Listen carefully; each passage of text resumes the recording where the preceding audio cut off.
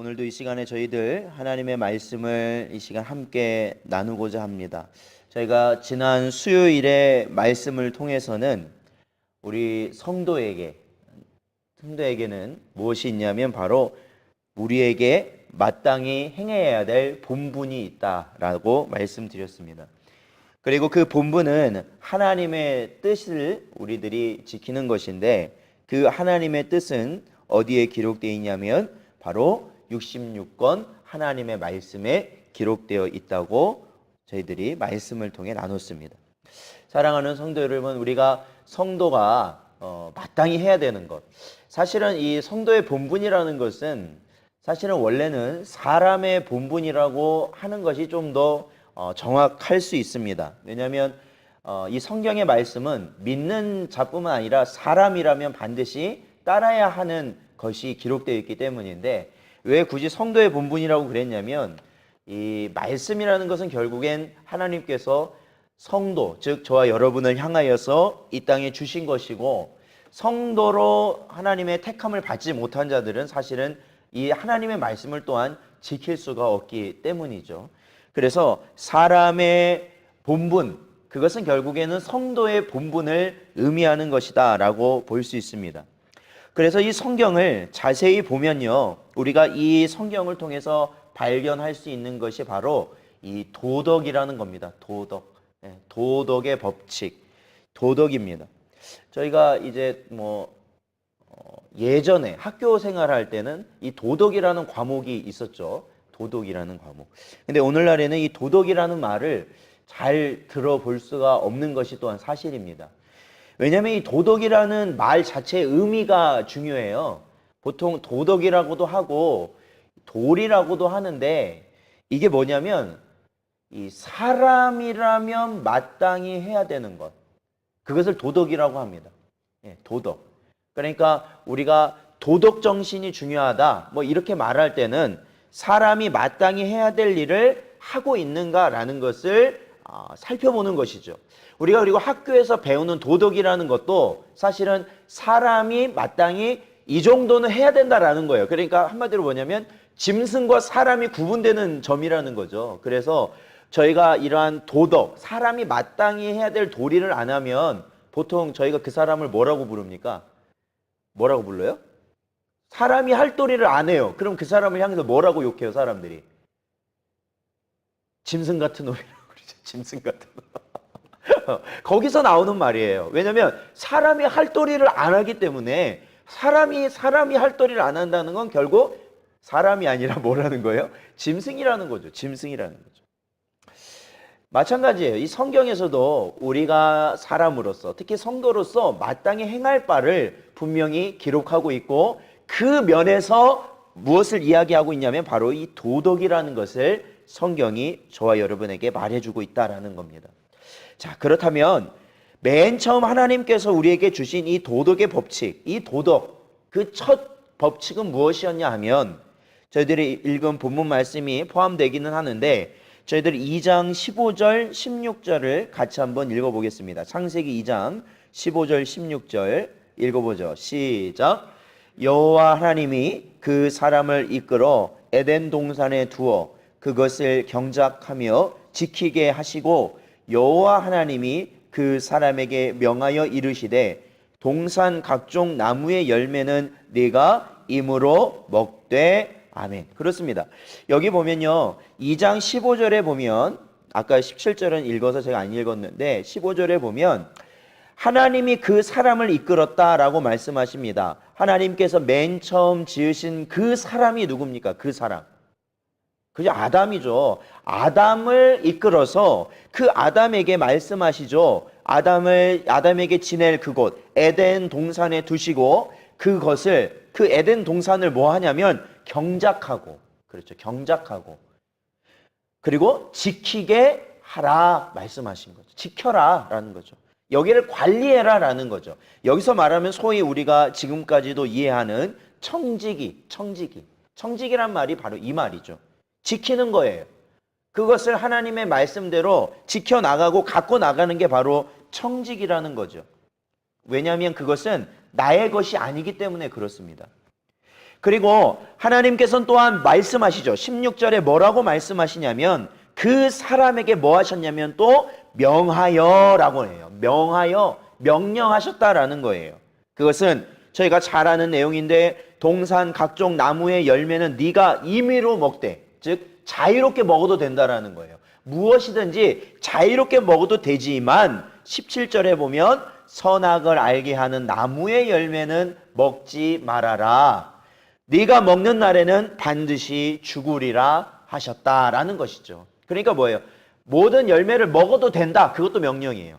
모든 열매를 네가 먹고 싶은 대로 먹어도 된다. 그것도 명령이고, 또 하나의 명령은 대신에 중앙에 있는 선과 악을 알게 하는 나무를 먹지 말아라.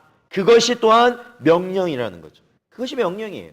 당시에 아담에게 있어서는, 또한 아담 이후에 하나님께서 아담을 위해서 지은 하와, 아담과 하와에게 있어서는 바로 방금 이 15절부터 17절까지 주신 하나님의 명령, 이것이 뭐냐면 그 사람의 도덕의 법칙이라는 거죠. 사람은 마땅히 해야 될 것이라는 거죠. 사람은. 이것을 절대로 짐승에게 주신 게 아니죠. 사람에게 주셨다라는 것입니다. 그래서 하나님께서는 최초의 인간, 그리고 모든 인류의 대표인 아담에게 이와 같이 명령을 하셨어요. 자, 그렇다면 하나님이 아담에게 이렇게 명령을 하셨을 경우에는 이 아담이 이 명령을 어떻게 하길 원하신다는 걸까요? 하나님은 이거 해라 라고 말씀하셨어요. 그러니까 우리 권사님들도 뭐 손주들이나 자녀들에게 이거 해라 라고 말하셨어요. 이게 명령이거든요. 이거 해라. 이게 율법이에요. 소위 말하면 이거 해라라고 했는데, 이거 해라라고 할 때 어떠한 마음에서 그걸 말씀을 하시냐고요. 그렇죠. 그렇게 지키기를 원하시는 거죠. 그렇죠. 만약에 내가 이거 해라 했는데 자식도 안 지키고 손주도 안 지키고 그러면은 기분이 어때요? 아, 기분 좋죠. 이것들이 벌써부터 나를 보시. 왜요? 그건 이미 이거 해라라고 할 때는 그것을 지키기를 원하신다는 것, 지키기를 원한다는 거지. 그게 그 부모의 뜻이라는 거잖아요. 그러면 하나님께서도 마찬가지라는 거죠. 하나님께서 이거 해라 라고 하셨을 때는 이것을 아담과 하와가 어떻게 하길 원하셨다는 거예요. 지키길 원하셨다라는 거죠. 지키길 원하셨고, 그것을 지켜나갔을 때 또한 하나님의 뭐가 되는 거예요? 기쁨이 되신다라는 거죠. 그러니까 오늘날도 마찬가지예요. 저와 여러분이 하나님의 말씀을 지켜나가는 것을 하나님이 원하시는 거예요. 그러니까 하나님이 원하시는 거는 다른 게 있지 않아요. 저희가 보면 뭐 이렇게 그런 거 있잖아요. 목사님 어떻게 해야 될지 모르겠어요. 이렇게 해야 될까요? 이렇게 해야 될까요? 그러면서 꼭 이렇게 물어봅니다. 하나님이 원하시는 게 뭘까요? 저한테 이렇게 물어봐요. 참 제가 뭐라고 말씀을 드려야 될지 모르겠어요. 하나님이 하라는 대로 하시면 됩니다. 하나님이 이미 말씀 다 해주셨잖아요. 우리가 이 땅에서 어떻게 살아가야 될지를, 이 땅에 우리가 육신의 정욕, 안목의 정욕, 이생의 자랑을 쫓지 말고 우리가 영의 것을 언제나 따라가라고 하나님은 이미 다 말씀해 주셨고, 그것을 지키면 된다라는 것이에요. 바로 오늘 이 본문 말씀도 마찬가지거든요. 하나님께서 맨 처음 두신 이 도덕의 법칙, 사람이라면 마땅히 해야 될 거를 주셨고, 하나님은 아담과 하와가 이것을 지키고 순종하는 것을 원하셨다라는 거예요. 사실은 이 두 사람이, 아담과 하와가 선악과를 따먹기 전까지는 죄를 짓지 않았기 때문에 분명 그들은 자신이 가지고 있는 자유의 의지로 하나님이 원하시는 것들을 행할 수 있는 능력을 가진 자들이었습니다. 그래서 하나님이 원하시는 대로 그들 스스로가 순종할 수 있었던 그러한 상태였는데, 안타깝게도 그들이 뱀의 꼬임에, 사단의 게임에 넘어가서 하나님이 하지 말라는 것을 하게 된 이후에는 이제는 죄의 상태가 돼버렸다라는 것이죠. 저희들이 아까 읽었던 대로 17절에 보면 네가 먹는 날에는 반드시 죽으리라 라고 말씀하시잖아요. 네가 먹는 날에는 반드시 죽으리라. 자, 저희가 이 결과를 알고 있어요. 아담과 하와가 선악과를 먹고 나서 죽었어요? 안 죽었어요? 죽었어요? 먹고 나서 바로? 안 죽었잖아요. 그러면 이게 죽는다는 게 무슨 의미인가를 생각해야 돼요. 죽는다는 건 물론 영원히 살 수 있는 존재였지만 죄로 인해서 죽게 돼요. 나중에 다 흙으로 돌아갑니다. 육신의 죽음. 그러나 반드시 죽게 된다. 그 두 번째 죽음은 바로 그 영이 죽어버렸다라는 것이죠. 구원 받을 수가 없어요. 영원토록 영생, 우리가 말하는 그 영생 복락을 누리는 그 상태가 될 수가 없게 돼버렸다는 거예요. 영이 죽어버렸어요. 영이 죽어서 하나님과의 관계도 모두 끝나버렸죠. 그래서 먹자마자 나타난 현상이 뭐냐면 하나님과 늘 동행하였던 아담과 하와인데 하나님을 어떻게 해요? 피하여 숨었더라라는 거예요. 피하여 숨었더라. 그리고 자신의 죄를 감추기 위해서 하나님께 거짓말하는 것을 서슴지 않았던, 남의 탓을 돌리는 걸 서슴지 않았던 존재가 되어 버렸다라는 것이죠. 그러나 여러분, 원래대로 하면 이들은 분명 죽을 수밖에 없는 존재, 이미 영이 죽고 육신이 죽을 수밖에 없는 존재, 영원한 사망 가운데 거할 수밖에 없는 자들이었지만 하나님께서는 그들을 그대로 내버려 두지 않으셨다라는 것이죠. 저희가 이 성경을 통해서 보는 것. 비록 사람은 하나님이 정하신 그 도덕의 법칙을 지키지 않고 깨뜨리면서 결국 사람답게 하지 못함으로 인하여서 죄인이 되었지만 하나님은 절대로 그것을 폐하여서 그것을 없애버리지 않으셨다라는 겁니다. 없애버리지 않으셨어요. 자, 우리 로마서 2장 14절을 한번 찾아보겠습니다. 신약성경 로마서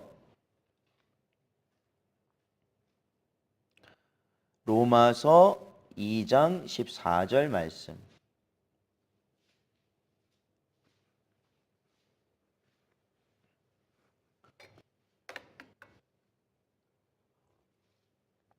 로마서 2장 14절 말씀. 자, 같이 읽어보죠. 시작. 율법 없는 이방인이 본성으로 율법의 일을 행할 때에는 이 사람은 율법이 없어도 자기가 자기에게 율법이 되나니. 아멘. 그렇습니다. 여기 보면 물론 우리의 사람은 죄 지은 이후에 완전히 모든 것이 타락해서 생각하는 것조차도 이미 죄밖에 생각할 수 없는 것이 바로 사람이 되어버렸어요. 제가 전에도 한번 말씀드렸잖아요. 우리가 죄인인 것, 우리가 죄를 짓는다는 것, 그 죄라는 것에 우리가 완전히 덮어져 있다는, 완전히 씌워져 있다는 그 증거는 누군가를 미워할 때 아무도 사실 미워해야지 의지를 갖고 미워하지 않는다니까요. 그렇잖아요. 저도 그렇고 우리 권사님들도 그렇고 미워해본 경험이 있으시죠? 네. 경험이 있어요. 앞으로도 그럴 수도 있고. 그런데 누군가를 미워할 때 잘 생각해 보세요. 저 사람하고 원래는 괜찮았는데 어느 날 갑자기 그 전날 내일은 내가 저 사람 만나면 미워해야겠다. 그런 생각을 갖고 그 다음날 만나서 자, 이제부터 미워해야지 라고 시작하고 미워하시는 분이 어딨냐고요. 아니 어딨어요? 없어요. 그런 분이 미워해야지라는 생각을 전혀 하지 않아요. 그런데 어떻게 해요? 미워하게 된다는 말이죠. 어떤 상황, 어떤 말, 어떤 행동, 갑작스럽게 그런 것들을 내가 봤을 때 내 마음이 어두워지면서 죄라는 본성이 드러나게 되는 것이 바로 우리 사람이라는 것이에요. 그렇게 죄로 오염되어 있는 우리지만 하나님께서 맨 처음 사람을 만드시고 그 사람을 1장 26절에 보면은 자신의 형상을 담게 만드셨다라고 말하거든요. 자신의 형상. 그래서 그 자신의 형상을 이렇게 담게 만드신 그들이 사실은 죄로 인하여 타락한 이후에도 그들이 가지고 있는 게 있어요. 그러니까 예수 믿는 사람이든 믿지 않는 사람이든 본래 태어나서 가지고 있는 게 있는데 그게 뭐냐면 이 양심이라는 게 있다는 거죠. 양심. 그러니까 교회 안 다닌다고 해서 그 사람은 양심 없는 사람 아니잖아요. 그렇죠? 그 사람도 양심이 있어요. 그렇죠? 그리고 그 양심에 따라서 그 사람이 아이고 이거는 내가 해도 되는 것, 이거는 하면 안 되는 것, 그런 것들이 정해진다라는 거예요. 그렇죠? 저희가 방금 이거 로마서 2장 14절이 바로 그 말씀이에요. 율법 없는 이방인이 율법 없는 이방인, 즉 하나님의 말씀을 이렇게 율법으로 받질 않았어요. 성경으로 받질 않았거든요.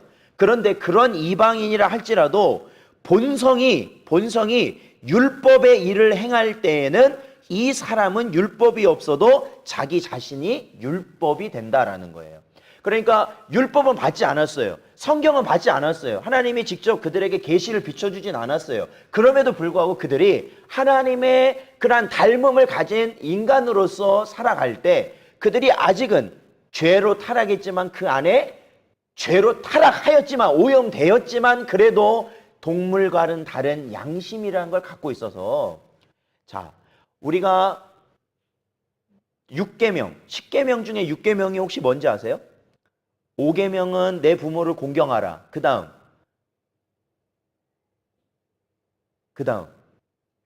뭘까요? 하나 찍어보세요. 네? 뭐가 있을까요? 5계명이 내 부모를 공경하라. 그리고 나서 뭐 하지 말라 쭉 나오죠. 그렇죠. 살인하지 말라, 간음하지 말라, 도적질하지 말라 이렇게 쭉 나오죠. 그런데 살인하지 말라 있잖아요. 이거를 하나님이 계명으로 주신 거거든요. 이스라엘한테.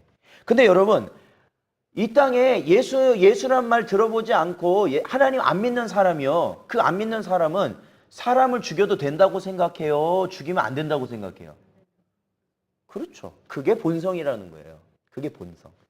그러니까 그것을 가지고 있다라는 겁니다. 이 율법의 일, 즉 바른 율법을 가지고 있는 건 아니지만 율법의 일, 하나님의 사람을 죽이지 말라는 그 율법을 직접 받은 건 아니지만 그 하나님의 성품 중에 하나인 그 도덕, 즉 그 양심의 일부분을 그들은 갖고 있어서 사람을 죽이면 안 되는구나 라는 것을 알고 있다라는 거예요. 그게 바로 우리가 소위 말하는 일반적인 도덕이라는 거죠. 도덕. 그건 일반 도덕이에요.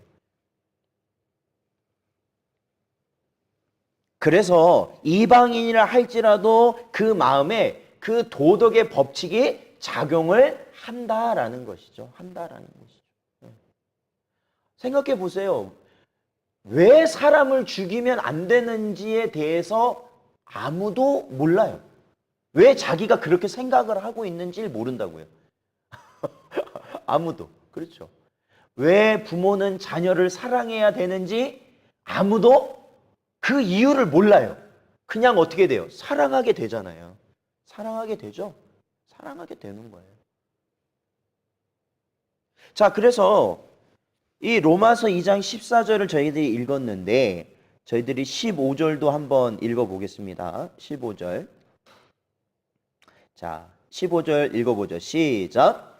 이런 이들은 그 양심이 증거가 되어 그 생각들이 서로 혹은 고발하며 혹은 변명하여 그 마음에 새긴 율법의 행위를 나타내느니라. 아멘. 그렇습니다. 즉 사람이 타락한 후에 양심이 본래의 양심이 아닌 무디어진 양심이 된 건 사실이지만 아직도 율법, 즉 하나님의 도덕의 법칙이 그 안에서 작동을 하고 있다라는 것이죠.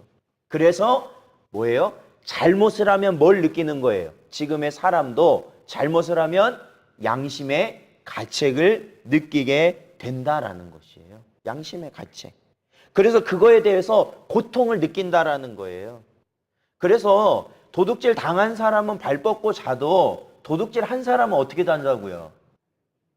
그렇죠? 팔 못 뻗어요. 언제 잡으러 올지 알아요. 그게 양심에서 그러는 거예요. 그런 게 없으면 전혀 그런 게 없죠. 전혀 누가 그거를 어떻게 그거에 가책을 느끼겠어요. 그런 게 없다라는 것이에요. 단지 오늘 로마서 2장 14절 15절에서 저희들이 조금 주의 깊게 봐야 되는 것은 바로 우리가 이 땅에서 자연적인 양심을 가지고 사는 사람들, 그러니까 예수님을 안 믿는 사람, 소위 말하면 신자가 아닌 자들이 가진 양심은 14절에 보면 율법의 일을 행하는 자들이다라는 겁니다. 즉 확실하게 그것을 받은 게 아니에요. 그냥 하면 안 된다. 그냥 안 하는 거예요. 이렇게 하면 안 된다. 그래서 안 하는 거고 이렇게 해야 된다. 양심에 따라서 하는 거예요. 그러나 15절에 보면 마음에 새긴 율법이 나와요. 마음에 새긴 율법. 그것은 바로 저와 여러분이에요. 저와 여러분. 마음에 새긴 율법. 저희에게 율법, 우리에게 율법 하면은 성경에서 나오는 이 율법을 저희들이 보통 생각하지만 하나님께서는 이 기록된 율법 외에 우리에게 더 귀한 율법을 주신다고 그랬는데 그것은 어디에다 새긴 율법이냐면 마음에 새긴 율법이라고 성경은 말하고 있어요. 저희 한번 찾아볼게요. 구약성경 예레미야 31장.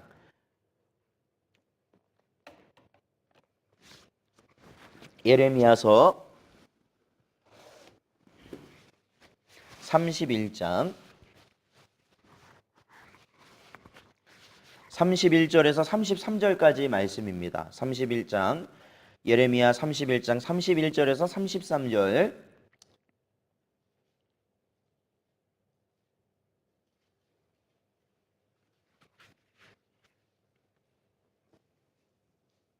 (31장) 31절에서 33절. 네, 31절 33절. 자, 천천히 한번 같이 읽어보겠습니다. 시작. 여호와의 말씀이니라. 보라, 날이 이르리니 내가 이스라엘 집과 유다 집에 새 언약을 맺으리라. 이 언약은 내가 그들의 조상들의 손을 잡고 애굽 땅에서 인도하여 내던 날에 맺은 것과 같지 아니할 것은 내가 그들의 남편이 되었어도 그들이 내 언약을 깨뜨렸음이라. 여호와의 말씀이니라.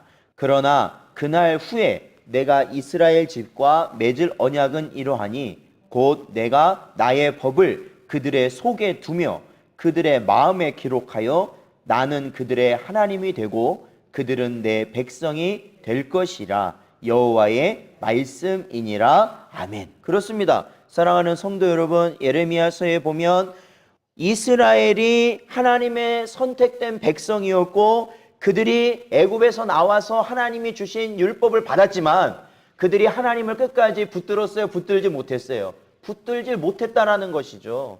그랬을 때 하나님은 그 언약을 깨뜨린 이후에 결국에는 더 좋은 언약, 더 나은 언약, 더 우리에게 귀한 언약을 주셨어요. 그것을 어떻게 주신다는 거예요? 그것은 우리의 마음속에 주신 언약이라는 것이죠. 우리의 마음속에 주신 율법이라는 것이죠. 그러니까 보세요. 제가 예전에 국사 이렇게 배워볼 때 보면은 뭐 저쪽 중국 뭐 북한 넘어가면 뭐 광개토 대왕비라고 해가지고 큰 돌에 옛날 사람들이 거기다가 글씨를 새겨놨다라는 거예요. 여기까지가 광개토 대왕이 점령했던 곳이다. 그게 그 표지석이 된다라는 거죠. 근데 돌이에요, 돌. 돌. 그런데도 이 돌이 그게 몇백 년을 그 자리에서 바람을 맞고 뭐 비를 맞고 그러다 보니까 글씨가 다 제대로 남아있지를 않더라는 거예요. 그게 어떻게 해요? 다 돌이 깎이고 그래서 지워진 게 군데군데 있는 거예요. 지워진 게. 그리고 거기에서도 그 이후에 전쟁이 일어났을 거 아니에요. 그러니까 또 전쟁하면서 총 쏴대죠, 뭐 쏴대죠 하니까 이게 제대로 남아있질 않는 거야. 돌인데. 그러니까 돌에다가 이 글을 새기는 이유가 뭐예요? 돌에다가. 그렇죠? 지워지지 말라고 그러죠? 그런데 밖에다 세워놓으면 돌이든 강철이든 다 어떻게 돼요? 사가지고 지워지고 나중에는 없어진다는 거예요. 세월이 흐르면. 그런데 어디다가 해놓으면 안 없어진다는 거예요. 어디다가? 마음에다가. 우리 마음에다가. 그러니까 신비에 기록하라는 거예요. 신비에. 마음에다가. 하나님께서는 과거에 그러한 돌로 주시고 말씀으로 그저 주시고 책으로 주셨던 그러한 것들이 이 이스라엘 백성에게 어떻게 보면 그러한 것들을 가졌던 그들이 오히려 그것들을 반역하자 오히려 그걸 갖다 어디다가 넣어 놓으신 거예요? 우리 마음속에 넣어 주셨다라는 것이죠. 그게 바로 성령의 역사예요, 사실은. 성령의 역사예요. 그것이 바로 우리 인침받은 자들, 구원받을 자들이 우리의 마음속에 하나님이 주시는, 인치시는 그러한 은혜입니다.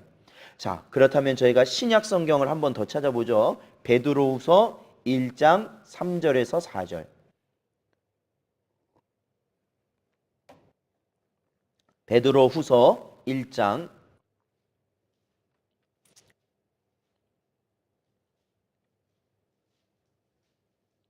3절에서 4절 말씀. 자, 다 찾으셨으면 베드로후서 1장 3절에서 4절.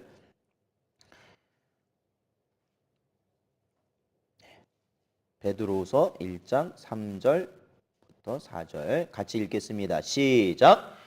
그의 신기한 능력으로 생명과 경건에 속한 모든 것을 우리에게 주셨으니 이는 자기의 영광과 덕으로서 우리를 부르신 이를 알므로 말미암음이라.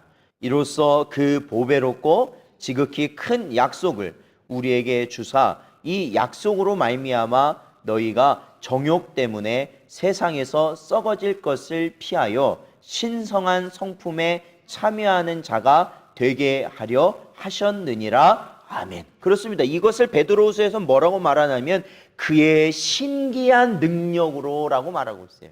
참 표현이 맞죠? 신기한 능력이죠. 하나님께서 우리에게 역사하시는 것, 하나님께서 우리의 마음의 그 더러움을 변화시켜 주셔서 우리가 본성적으로 할 수 없는 일을 우리가 자원해서 할 수 있도록 하시는 것은 참으로 우리가 보기에는 하나님의 신기한 능력이다라는 것이에요. 그래서 옛날 이스라엘 백성이 모세를 통해서 돌에다가 기록된 율법을 받은 것과는 달리 오늘날 저와 여러분은 바로 살아계신 예수 그리스도로 말미암아 새 생명을 받았고 또한 새 본성을 받았다라는 것이죠. 우리가 새롭게 태어났기 때문에 우리는 옛사람의 본성은 지나가고 새 본성이 우리에게 주어졌다라는 거예요. 그래서 이걸 뭐냐면 거듭남 중생이라고 그러잖아요. 예수님 믿고 새 생명 얻었다. 거듭남 중생. 다시 태어났다. 그렇죠? 새롭게 태어났다. 그 의미인데 바로 성령 하나님께서 언제 또한 역사하시냐? 바로 이 새롭게 태어날 때 바로 우리 속에 하나님의 법을 주셨다라는 거예요. 새기셨다. 그래서 오늘날 예수 그리스도를 통하여서 새롭게 태어난 자들은요. 바로 우리의 안에 새기신 하나님의 율법, 하나님의 뜻, 하나님의 도덕의 법칙, 그것을 우리 마음속에 이미 가지고 태어났기 때문에 우리가 과거에는 어떻게 살았는지 그게 중요한 게 아니라 지금 이 순간부터는 그 하나님의 말씀에 따라 사는 것이 무엇이 되냐면 우리의 소원이 되고 우리의 기쁨이 될 수 있다라는 것이죠. 그러니까 세상 사람은 교회에서 하는 것을 이해할 수 없다라는 겁니다. 그러니까 세상에서는 교회를 판단할 수가 없다라는 것이에요. 왜 저들이 저렇게 우둔하게 움직이고 왜 저들이 그렇게 노력하며 교회에 힘쓰고 왜 저들이 자신이 땀 흘려서 번 돈을 왜 교회에 저렇게 헌금이라는 명목으로 갖다가 바치는지 저들은 이해할 수가 없는 거예요. 왜 저렇게 하는지, 왜 휴일이 되면 저들은 교회에 나가서 오히려 예배를 보는지, 왜 저들은 자신이 힘듦에도 불구하고 언제나 예배에 저렇게 힘쓰고 있는지 그것을 세상은 알 수가 없어요. 왜냐하면 그들 자신의 양심으로는 거듭난 우리의 양심과는 완전히 다른 것이기 때문에 그래요. 완전히 다른 것. 우리는 거듭난 자의 양심은 하나님의 것이 너무나도 귀해서 어떻게든지 그것을 하기 위해서 애쓰고 힘쓰려는 본성이 우리 안에 있잖아요. 그렇죠? 있잖아요. 그런데 이 세상의 일반 자연인의 본심으로는 도대체 이것은 이해가 안 되는 거고 오히려 그들이 보기에는 악한 것으로 보여질 때가 더 많다라는 거예요, 사실은. 그냥 그들은 이해하니까 이해가 안 된대요. 그렇죠? 주변에 분명히 믿음 없는 분들이 그런 말 하실 겁니다. 그런 말 많이 들으실 거예요. 그들은 이해가 안 된다라는 거예요. 이해가 안 된다. 그러므로 우리에게 주신 그 하나님이 주신 은혜가 얼마나 큰 것인지를 저희들은 알아야 돼요. 그러니까 저도 이제 성경 공부 이제 계속 진행해 가면서 그분들하고 하는 이야기가 있어요. 그분들의 삶을 돌이켜 보면 절대로 이 교회랑 그렇게 가까운 삶은 또 아니에요. 보면 뭐 중간중간에 교회에 잠깐 있습니다. 어떻게 보면 조금은 더 세상적인 삶을 사는 그러한 것에 대해서 더 많이 이야기를 하세요. 그럼에도 불구하고 중요한 것은 하나님의 요구를 그들이 받았을 때 그것을 받아들이게 하는 그러한 능력이 어디에서 나오느냐라는 것이죠. 그렇잖아요. 어디에서 나올까요? 그게 하나님으로부터 나온다라는 거예요. 하나님이 우리에게 주신 믿음으로 말미암아 그것이 우리에게 받아들여질 수 있는 길이 되고 방법이 된다라는 것이죠. 그렇게 순종하는 것이 바로 하나님께서 원하시는 자원하는 심령이 하는 순종이고 하나님께서 기쁘시게 받으시는 순종 아니겠습니까?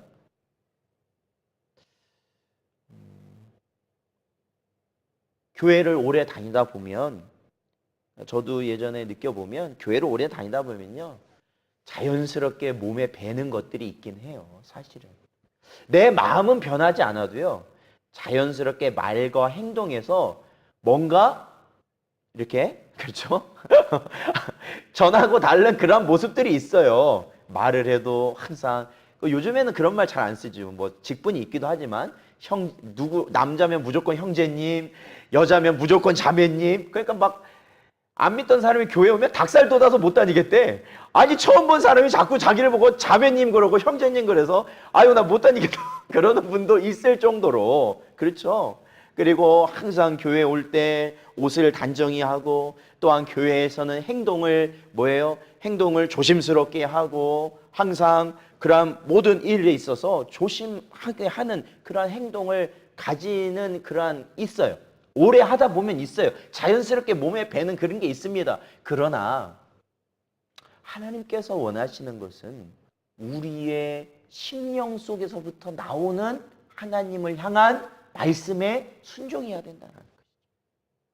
우리의 모든 몸가짐이나 언행이나 말은 이러한 행동들은 정말로 나무랄 데 없는 직분자로 보이지만 전국에 그들이 교회가 아닌 따로 모여 있는 곳에서 그렇죠.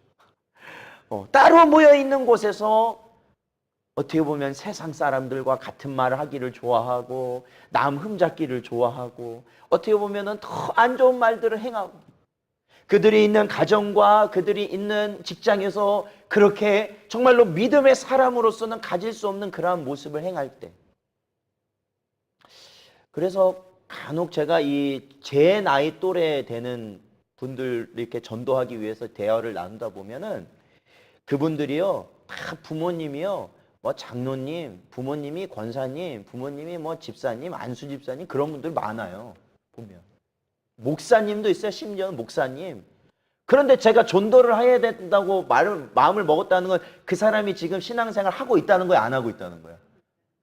아니, 안 하고 있다는 거지. 그 자녀가 안 하고 있으니까 내가 전도를 하려고 했는데 얘기를 나눠보니까 부모님이 뭐 목사님, 뭐 장로님, 권사님, 안수 집사님 다 그러더라는 거예요.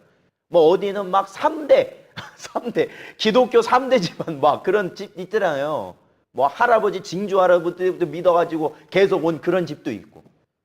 근데 제가 이렇게 물어봐요. 아니 그러면 그런 집안에서 자라셨으면 왜 지금 신앙생활 안 하시냐고. 왜 안 하세요? 우리 엄마 아빠 싸우는 거 보고 나는 교회는 안 나간다. 맨날 우리 집에 와서 교회 욕하는 거 보고 나는 교회 안 나간다. 교회에서 하는 거랑 우리 집에서 하는 거랑 너무 달라서 나는 교회 안 나간다. 그 말 참 많이 들었어요. 물론 그래요. 예전에 저희 부모님 때 그 이상 되시는 분들이 정말로 하나님의 성령의 역사 그리고 뜨거운 체험 많은 것들을 경험하신 건 맞아요. 정말로 많은 역사들이 일어나서 교회들이 얼마나 많이 부흥하고 일어났는지 몰라요. 그런데 정작 그들의 모습을 통해서 그 이후에 믿음의 후손이 되어야 될 그 자녀들이 본을 받지 못했다라고 한다면 우리가 우리의 심령이 변화되는 그것이 얼마나 중요한지를 참 보게 된다라는 것입니다.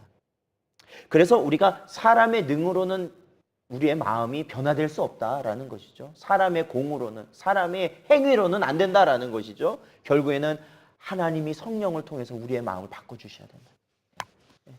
저 사람이 어떻게 굴러먹었던 사람이 그게 중요한 게 아니라 성령이 역사한 사람이냐 그러지 아니한 사람이 아니한 사람이냐가 중요한 것이다 라는 것이죠.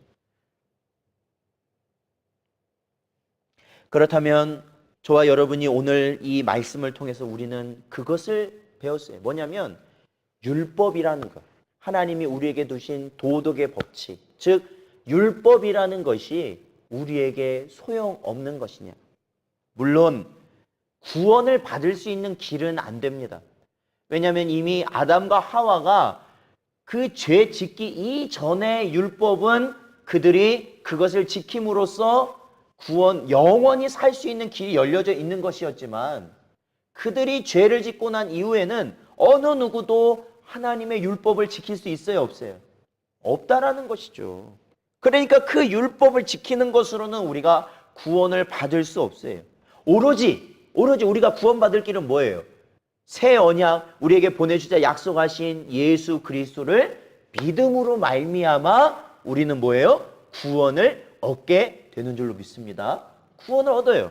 그런데 제가 이 이야기를 하면서 하나씩 더 중요한 포인트를 하나 더 말씀드리자면 예수님께서 우리를 대신해서 십자가에서 죽으셨지 않습니까? 그 우리의 죄값을 치르기 위해서요. 그랬을 때 우리는 단순히 우리의 죄값을 치르신 부분만 생각을 하게 돼요. 그런데 예수님께서는 예수님이 이 땅에 오셔서 30년을 몫으로 사시고 3년을 사역을 하시면서 지내시지 않습니까? 그런데 그 기간이 왜 예수님에게 또한 필요했냐면 예수님은 하나님의 모든 율법을 그 기간 동안 어떻게 하셨냐면 지키셨다라는 겁니다. 지키셨다.